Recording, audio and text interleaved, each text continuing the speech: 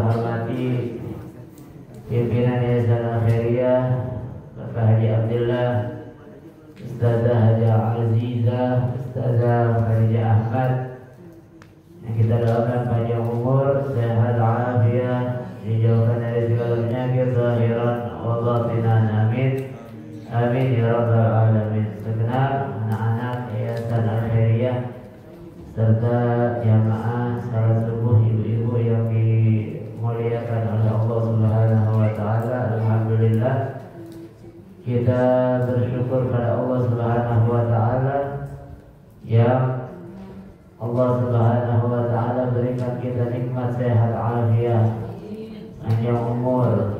Allah beri kita taufik sehingga kita bisa duduk hadir istiqamah dalam menghadiri sholat subuh berjamaah dan juga duduk hadir ngaji subuh atau masuk, yang semoga ini semuanya Allah Subhanahu wa taala senantiasa curahkan kepada kita sampai kita menghadap pada Allah Subhanahu wa taala, amin amin ya rabbal alamin.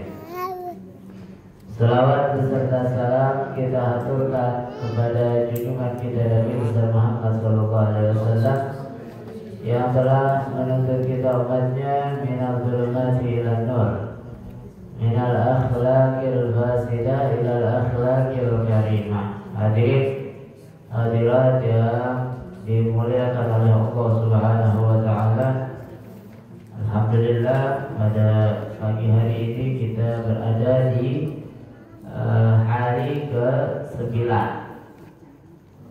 Tinggal beberapa hari lagi kita akan memasuki hari raya Idul Fitri. Berapa hari? 21 lagi. Tinggal 21 lagi kita akan merayakan hari raya Idul Fitri, insyaallah. Dan pada saat ini kita sudah berada di akhir daripada fase pertama, yaitu fase kasih sayang Allah Subhanahu wa taala. Sebentar lagi 2 hari lagi kita lusa akan memasuki fase kedua, yaitu fase maghfirah, ampunan dari Allah Subhanahu wa taala. Maka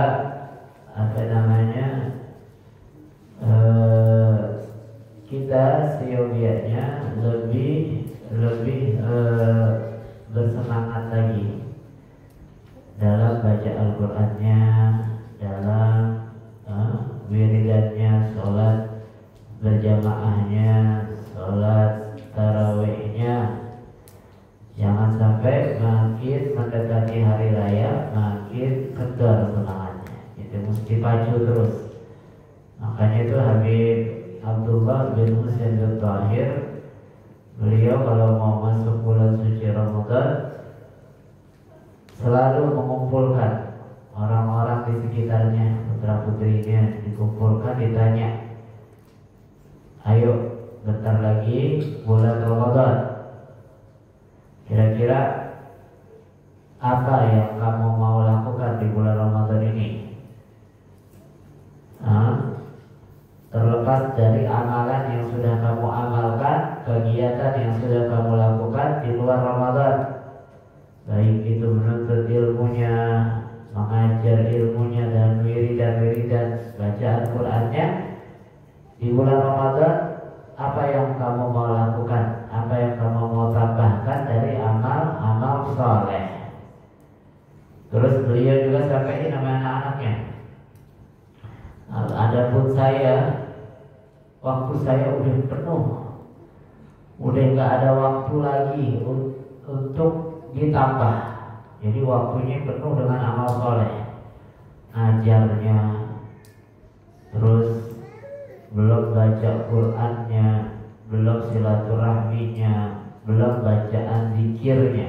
Ini Habib Abdullah bin Husain Al-Tahir kalau baca wiridan luar biasa, begitu banyak. Baca wiridannya begitu banyak, sehingga beliau katakan sama anak-anaknya, ayo diantara kalian kalau emang memungkinkan ada yang jual waktunya biar saya beli, saking gak punya waktu lagi, saking gak ada waktu lagi buat ditambah dari amal soleh. Jadi 24 jam waktunya semua kebaikan, semuanya udah kepake untuk amal soleh. Itu kebalikannya, 24 jam amal solehnya bisa kita hitung pakai jari, hanya beberapa menit. Itu pun udah termasuk sholatnya, udah termasuk sholat wajibnya, begitu. Maka kita mesti paling enggak kita tiru kalau nggak bisa 100%, kita tiru minimal 10%. Kata Imam Ibn As-Salat, fa'mal walau bi usyri mi'syarin takhruj bi nuril ilmi min dhulumati. Jadi kalau kita tahu ilmu, tahu pengetahuan, tahu suatu pengetahuan atau amal, kita amalin minimal 10%-nya kita amalin. Supaya apa? Supaya dari 10% itu nanti bakal melahirkan semangat dan mengajak 70% selanjutnya, sehingga akhirnya kita bisa tiru, kita bisa laksanakan 100%. 10% aja dulu. Kita lihat Imam Syafi'i baca Qur'annya satu pagi satu kali, malam satu kali hatam kalau bulan Ramadan. Kita nggak bisa 100% kayak Imam Syafi'i. Kalau 30 hari, sehari 2 berarti 30 kali 2, 60 kali hatam. Imam Syafi'i, kita nggak sulit mau tirunya, berat. Minimal 10%-nya. Kalau 60, 10%-nya berapa ya? Nah, ini yang sekolah-sekolah yang rajin-rajin banget, sekolahnya 60%. 60, 10%-nya berapa ya? 6. Minimal 6 kali 10%-nya, 6 kali hatam. Kalau emang ngasih berat juga 6 kali hatam, minimal 1 kali hatam. Minimal 1 kali hatam. Lumayan deh. 1 kali hatam udah lumayan. Jangan sampai ke hatam sama sekali. Jangan sampai ke hatam sama sekali. Karena baca 1 juz, bacaan yang paling santai 1 juz itu setengah jam. Anggap 1 jam deh. Ama lambatnya, ama bingungnya. 1 jam, 1 juz. Kita sehari 24 jam. Cuma dipotong 1 jam, kita nggak melongok TV, kita nggak ngobrol sama orang. Kita ngobrol sama Allah melalui Al-Qur'annya, melalui kalam-kalamnya. 1 jam. Sehari 1 jam. Kalau kita semangat sehari 3 jam, sehari 3 jam aja.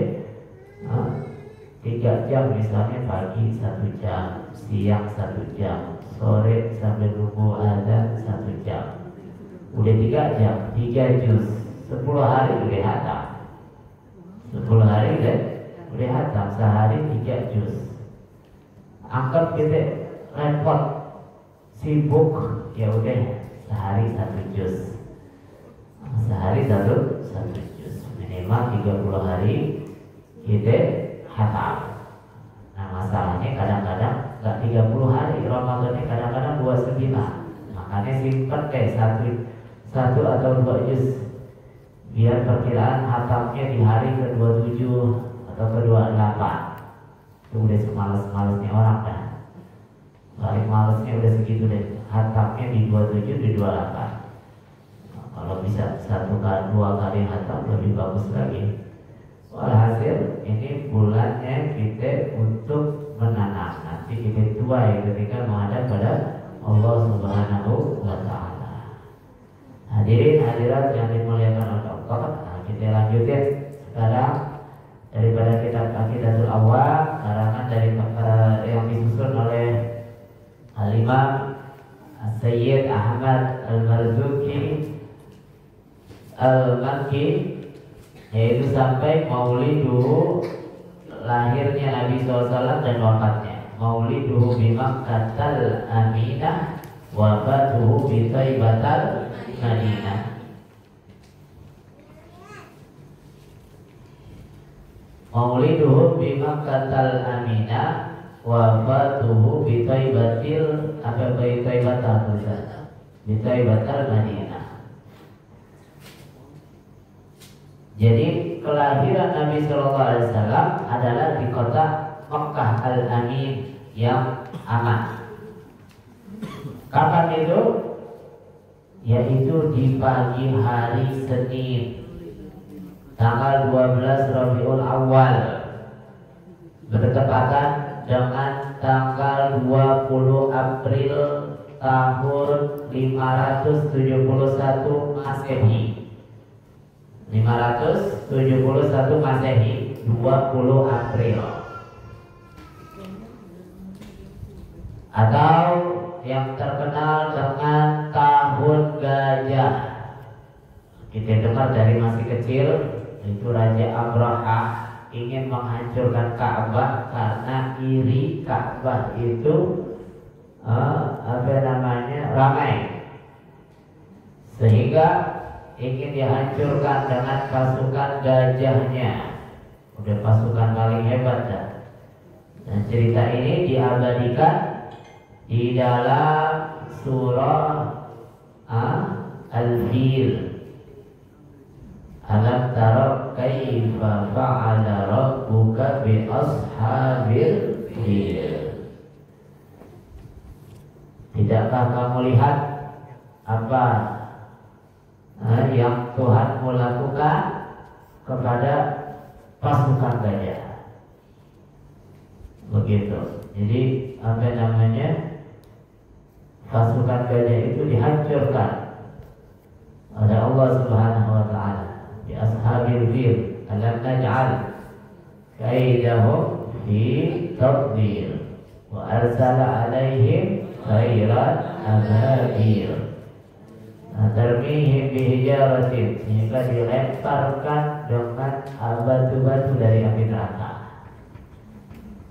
Batu-batu dari api neraka, sehingga binasa daripada pasukan gajah tersebut. Itu sebelumnya, itu pasukan datang menghampiri kakeknya Nabi Muhammad, yaitu Sayyidina Abdul Muttalib. Abdul Muttalib ketika berbincang dengan pasukan tersebut, kata Abdul Muttalib, kamu kalau mau masuk kota Mekah terserah, yang penting kambing-kambing kami, harta-harta kami jangan kamu ganggu. Akhirnya ini pasukan gajah ini katakan, oh ternyata mentalnya orang Mekah cuma segitu, yang dipikirin cuma hartanya. Pikirannya begitu. Tapi Sayyidina Abdul Muttalib bilang, ya karena ini harta milik kami. Adapun Ka'bah itu milik Allah, udah ada yang punya, biar yang punya yang jagain sendiri. Begitu. Biar yang punya yang jagain sendiri. Sehingga benar, itu Ka'bah dijaga oleh Allah Subhanahu wa ta'ala.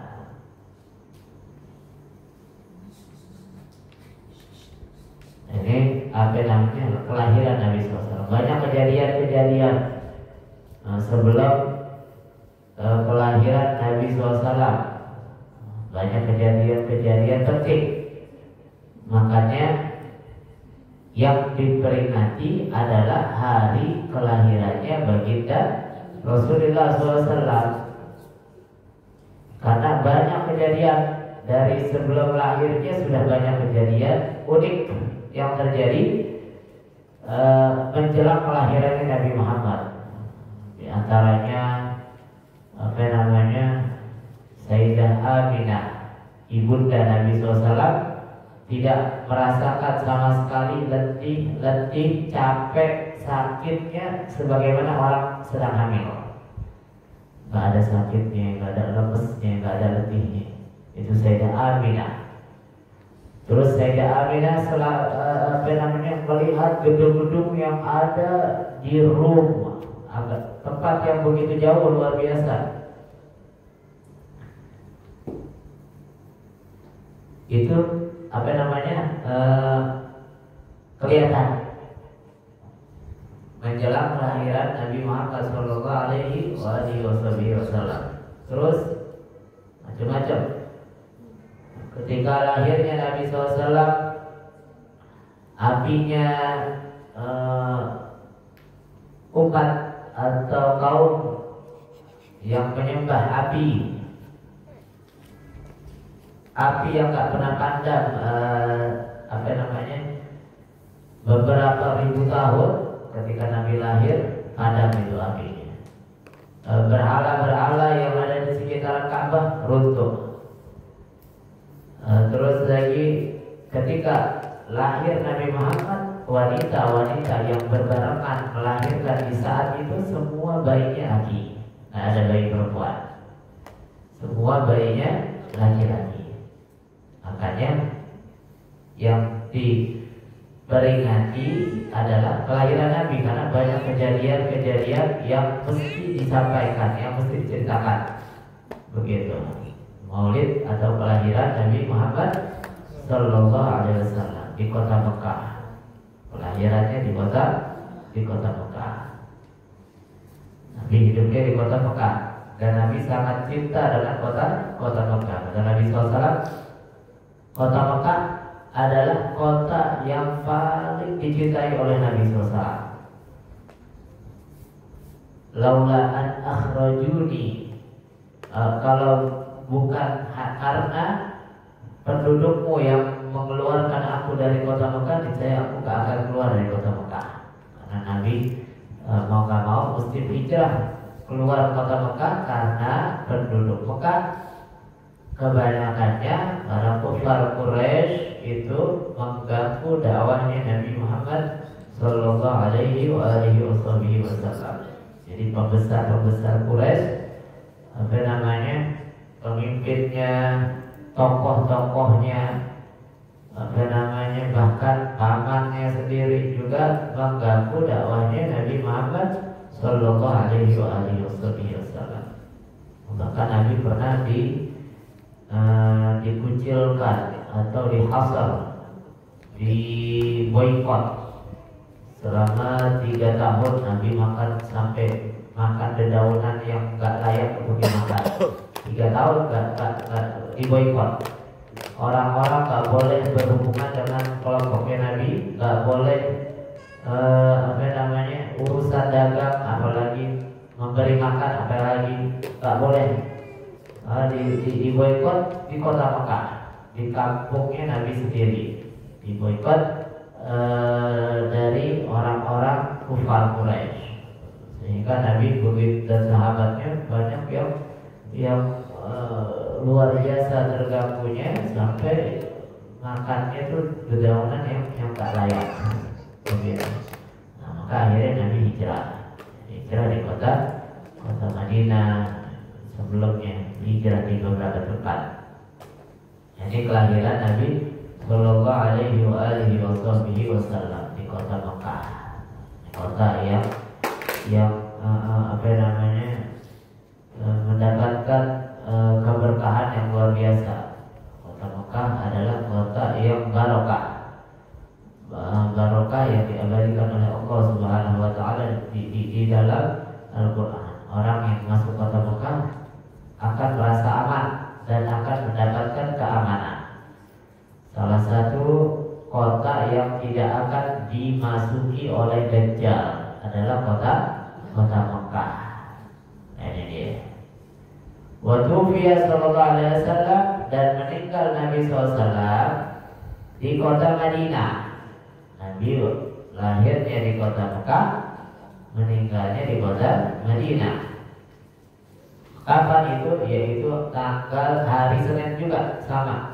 Tanggal 12 Rabiul Awal juga, sama. Tanggal lahir sama dengan tanggal wafatnya. yaitu di tahun ke-11 dari Hijrah. Setelah 11 tahun ada di kota Madinah, Nabi meninggal. Makanya dakwahnya Nabi itu hanya 23 tahun kurang lebih. 23 tahun.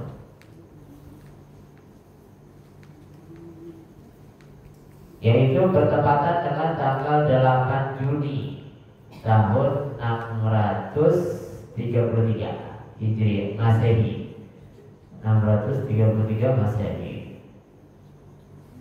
Dan Nabi dikuburnya 2 hari setelahnya, yaitu hari Rabu. Dikubur di kamar Sayyidah Aisyah. Itu yang makam Nabi SAW yang sekarang kita ziarahi. Itu adalah dahulunya kamar Nabi dengan Sayyidah Aisyah. Kamar Nabi dengan Sayyidah Aisyah radhiyallahu taala anha wa ardhaha. Dan ini kota Madinah juga salah satu kota yang tidak akan dimasuki oleh Dajjal. Kota yang tidak akan dimasuki oleh Dajjal.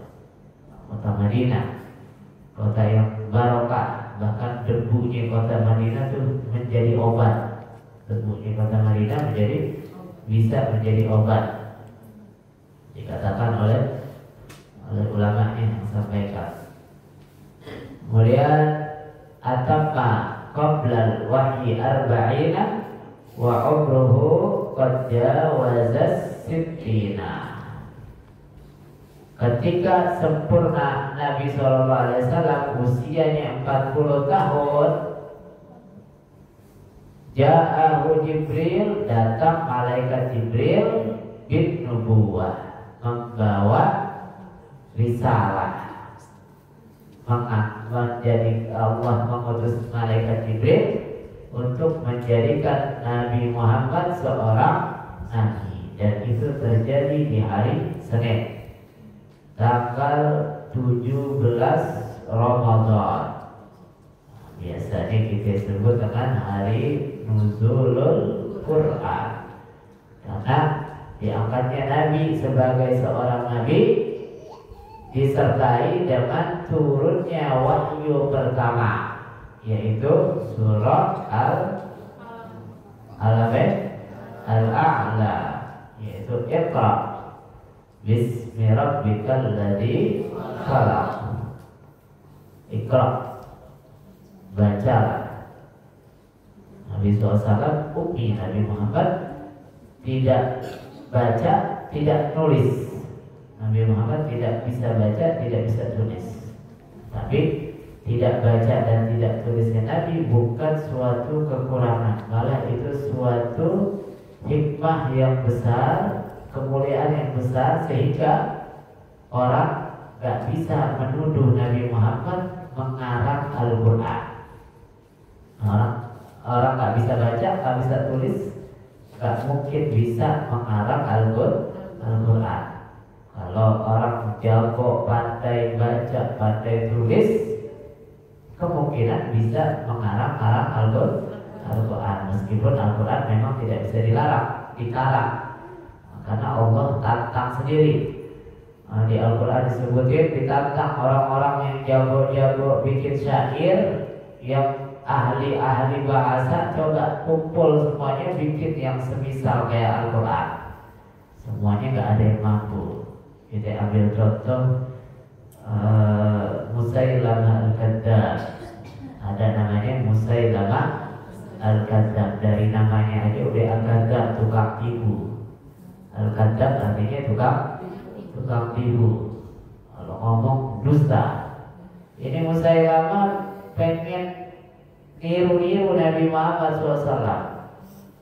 Niru-niru, kalau kita niru-niru, cakep niru pakaiannya. Nah, ini yang ditiru kebablasan. Bukan cara hidupnya, bukan akhlaknya, tapi yang ditiru mendapatkan wahyunya. Dia niru Nabi Muhammad dapat wahyu, oh, saya juga dapat wahyu. Apa wahyunya? Dia niru surah Al-Fil yang tadi kita sebutin. Apa itu? Dia bilang Al-Fil Wa ma adra kamal fil khurtumuhu tawil wa jismuhu kabir, begitu. Padahal dia ahli bahasa. Karena orang-orang Arab terdahulu sangat gemar dengan tata bahasa yang rapi, syair begitu. Mereka kalau mau memuji orang lain, panggil tukang syair, suruh bacakan syair yang memuji orang tersebut. Kalau mau menghina orang, begitu juga panggil tukang syair, ini suruh hina orang ini dengan bahasa syairnya. Senang bahasa hina, dan mereka ngerti bahasa yang indah mana, bahasa yang jelek mana. Makanya ketika mereka mendengar Al-Quran, mereka luar biasa. Ini bahasa bukan bahasanya manusia, ini bahasa yang luar biasa indah. Itu Abu Jahal sendiri dan juga Abu Lahab kadang-kadang suka mencuri-curi dengar, atau kadang-kadang suka nguping kalau ada orang yang lagi baca Al-Quran, menikmati karena nikmat. Mereka ngerti dari apa yang dibaca, dari tata bahasa yang begitu indah, mereka ngerti sehingga mereka menikmati begitu, tapi nggak masuk Islam. Nah, ini Musailamah Al-Kadzdzab pengen niru-niru, sehingga dia bikinnya apa? Alfil, gajah. Kamu tahu nggak apa itu gajah? Apa yang kamu ketahui tentang gajah? Hidungnya panjang, telinganya lebar, badannya besar. Enggak, apa namanya? Ganjel, apa namanya, kurang mati lagi. Hah? Apa tadi pas baru dicas? Dicas. Cerdas.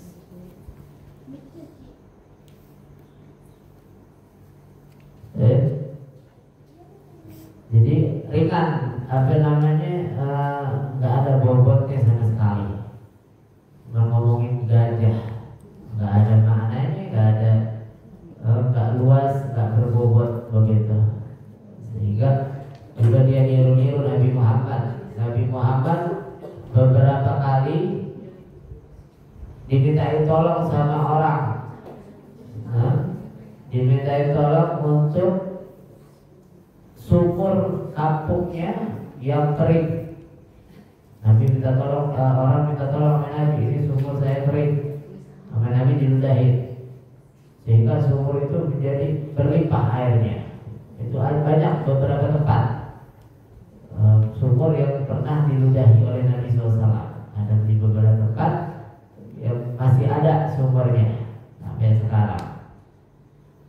Sehingga ini Musailamah Al-Kadzdzab juga pengen niru. Ada sumur orang kampung yang dia ludahin. Ketika selesai dia ludahin, itu sumur bukannya tambah airnya, makin kering. Sumurnya makin kering. Ada orang yang datang minta disembuhin penyakitnya. Dengan gayanya Musailamah Al-Kadzdzab mencoba menyembuhkan penyakit daripada orang itu, sehingga ketika disembuhkan orangnya makin parah, penyakitnya makin parah begitu. Jadi apa namanya, Musailamah Al-Kadzdzab, orang yang salah satu orang yang mengaku nabi, mengaku bahwasanya dia adalah nabi begitu. Tadi sebelumnya ngomong apa tuh? Kok bisa ke Musailamah Al-Kadzdzab? An-Nuzul Al-Quran. Al-Quran turunnya di apa namanya, tanggal 17 Ramadan, bertepatan dengan diangkatnya Nabi sebagai seorang nabi begitu.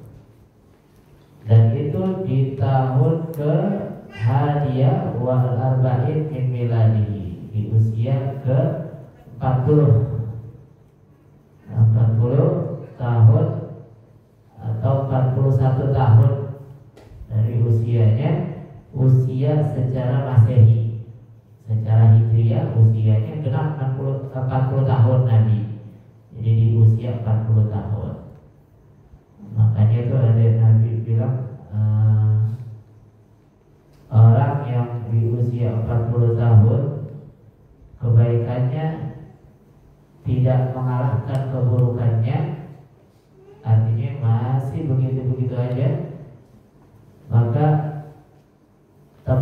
nerakanya dia adalah di nerakanya Allah Subhanahu wa taala. Jadi orang udah 40 tahun, ini udah usia saatnya makin mendekatkan diri kita kepada Allah Subhanahu wa taala. Dan hal itu terjadi bertepatan dengan tanggal 6 Agustus tahun 610 Masehi. 610 Masehi, tanggal 6 Agustus di Goa Hira. Jadi turunnya wahyu itu di Goa Hira.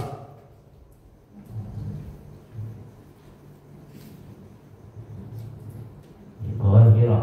Dan Nabi sebelumnya sudah sering beribadah di goa tersebut beberapa saat.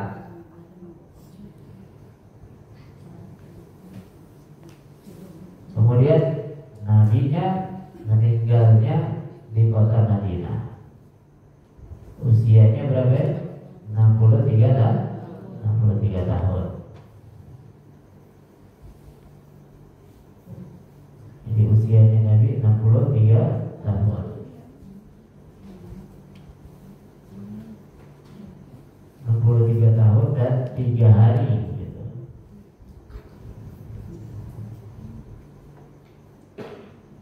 Kalau dihitung dengan hitungan Masehi, kalau hitungan Hijriah 61 tahun dan 84 hari. 84 hari. Apa namanya?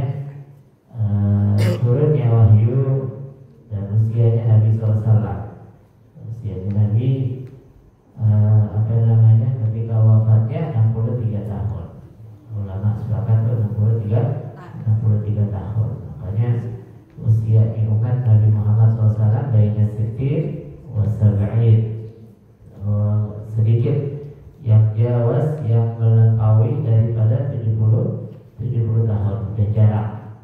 Pernah kita datang ke kota Pontianak, ada seorang hubaba yang usianya saat itu 106 tahun.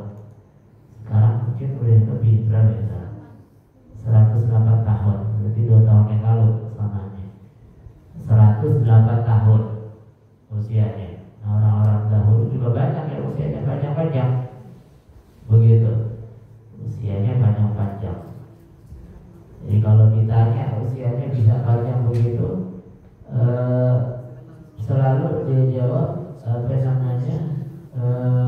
hidupnya itu kalau ditanya gak neko-neko, gak macam-macam, gak ada dengki sama orang, gak ada benci sama orang, gak ada iri apalagi sama orang. Hidupnya ada, hatinya gak dongkol gitu. Orang kadang-kadang kalau benci sama orang sehingga hatinya dongkol, dipendam, itu mungkin jadi timbul penyakit. Waliyadzubillah, cuma na'udzubillah. Sampai sini kalau ada yang mau tanya boleh. Saya mau nanya Ustaz. Boleh. Ya. Kemarin saya sembahyang zuhur. Habis sholat qobliyah, sholat zuhur. Baru 2 rakaat saya lupa Ustaz. Saya udah tahiyat akhir. Pas udah mau ke 3 rakaat saya baru ingat itu apa saya dari mula. Kalau lupa rakaat pertama kan kita pilih yang paling sedikit, terus kita tambahin 1 rakaat lagi. Itu kalau ingatnya pas lagi sholat. Kalau udah salam kita baru ingat. Nabi pernah begitu. Nabi pernah sholat asar kalau nggak salah, atau sholat zuhur, antara asar dan zuhur. Sholat asar atau sholat zuhur, Nabi 2 rakaat salam. 2 rakaat salam. Setelah salam sahabat tanya, atau sur sholat, wahai Rasul, apakah kamu mengqashar sholat? Terus Nabi nengok sebentar, terus langsung Nabi diri lagi. Nah, dari kejadian ini, ulama-ulama ahli fikih itu mengambil hukum bahwasanya ketika orang salah dalam rakaat, mau itu rakaat kedua dia salah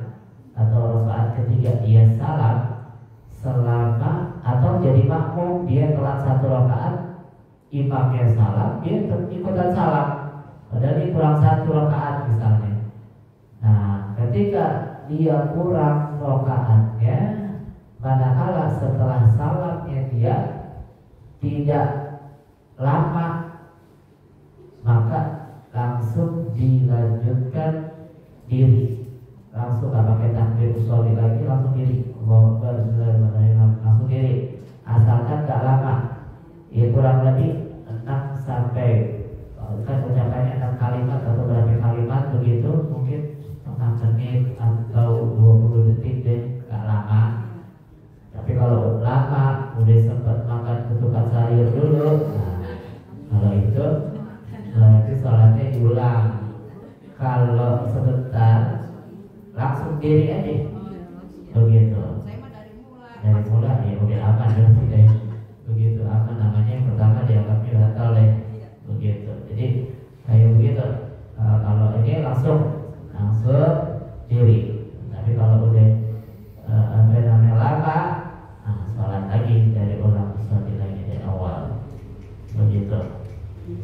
Ada lagi yang lain? Yang lain biar gantian, biar nggak diem aja.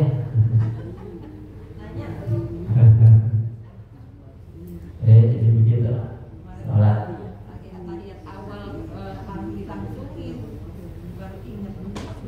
Nah, kalau udah menjelang lebaran itu suka lupa sholat. Ntar sholat tarawihnya juga lupa, lupa rakaatnya. Belum punya baju baru, gak ada yang beliin lagi. Itu betul ada yang beliin. Begitu. Alhamdulillah, mudah-mudahan Allah Subhanahu wa Ta'ala kasih keberkahan pada hidup kita, kasih keberkahan pada harta benda kita, dan semoga Allah Subhanahu wa Ta'ala menjadikan kita orang-orang yang istiqomah dalam segala kebaikan. Ala hadhihi niyah wa ala kulli niyah salihah wa ila hadratin Nabi Sayyidina Muhammad sallallahu alaihi wasallam, Sayyid Muhammad Abi Al-Maliki, Sayyid Hasan Zaharud, Sayyid Muhammad Al-Qam, Sayyid Ali Bakar Haddad, wa Imam Ahmad Al-Marzuki Al-Maliki Al-Fatihah.